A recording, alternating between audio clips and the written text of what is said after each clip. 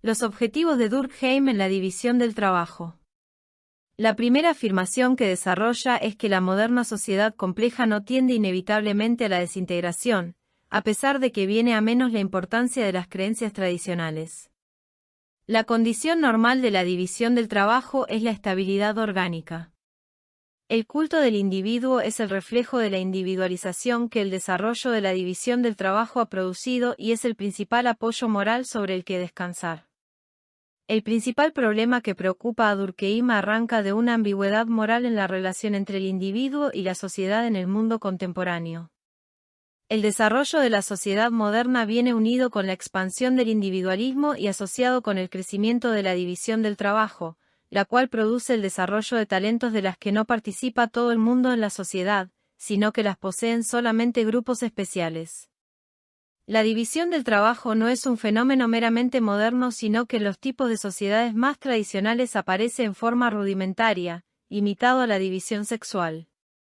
En la antigüedad había una fuerte conciencia colectiva, no había individuos como los conocemos hoy, la conciencia individual era muy débil. El mundo de la modernidad es todo lo contrario, pero eso no quiere decir que no haya una conciencia colectiva. No hay sociedad sin conciencia colectiva. Al grado de conciencia colectiva alta se lo llama solidaridad. En la antigüedad había una solidaridad mecánica con poca diferenciación individual entre sí.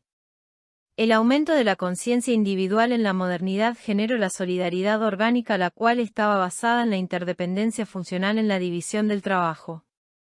La solidaridad orgánica presupone diferencia entre las creencias y acciones de los distintos individuos. Hoy en día dependemos cada uno del otro.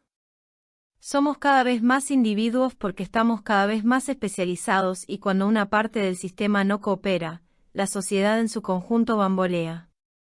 En la base de la transformación de una solidaridad a otra está el proceso de división del trabajo social.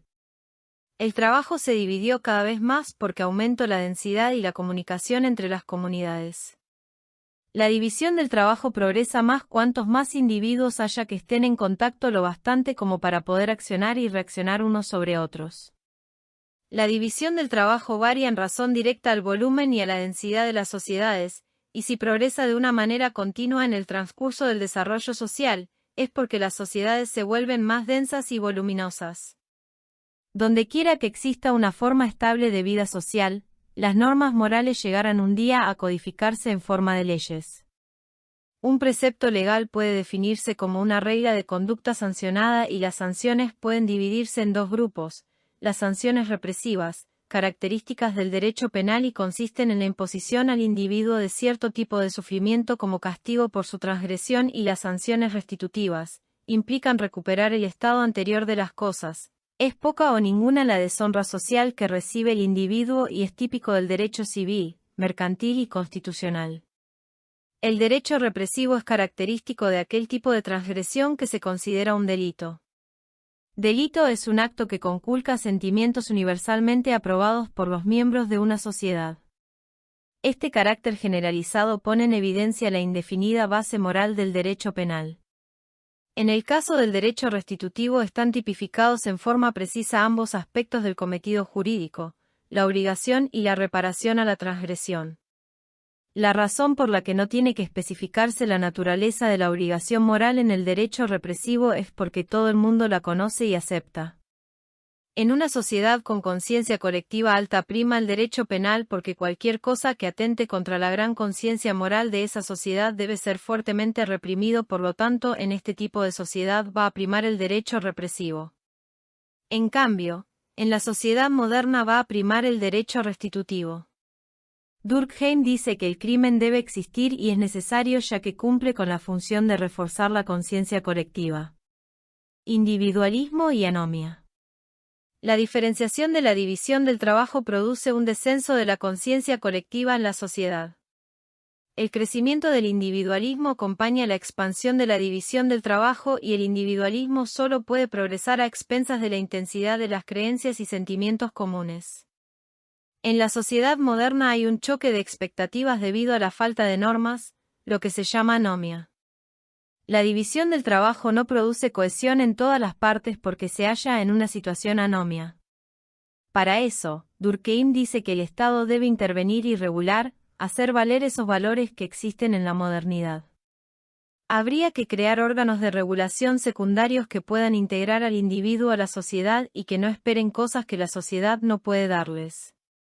Pueden prevenirse estos conflictos si la división del trabajo se coordina con la distribución de los talentos y capacidades y si una clase privilegiada no monopoliza los puestos más elevados. El suicidio. Se puede pensar que no hay acción más individual que el suicidio, pero tiene causas sociales. Es la relación entre el individuo y las normas lo que lo lleva al suicidio. Se trata de fenómenos individuales que responden a causas sociales. Hay encuestas y tasas que muestran regularidades. Durkheim diferencia 3 tipos de suicidio. Suicidio altruista. Se suicidan por las presiones de las instituciones, por estar fuertemente ligada a las mismas y no poder cumplir con sus expectativas. Suicidio egoísta. Se suicidan por no tener ninguna contención social, ninguna expectativa. Es el suicidio de los marginados, los solitarios, aquellos que no tienen lazos fuertes con nada. Suicidio anómico, cuando las normas y valores cambian rápidamente y las expectativas caen o cambian rápidamente.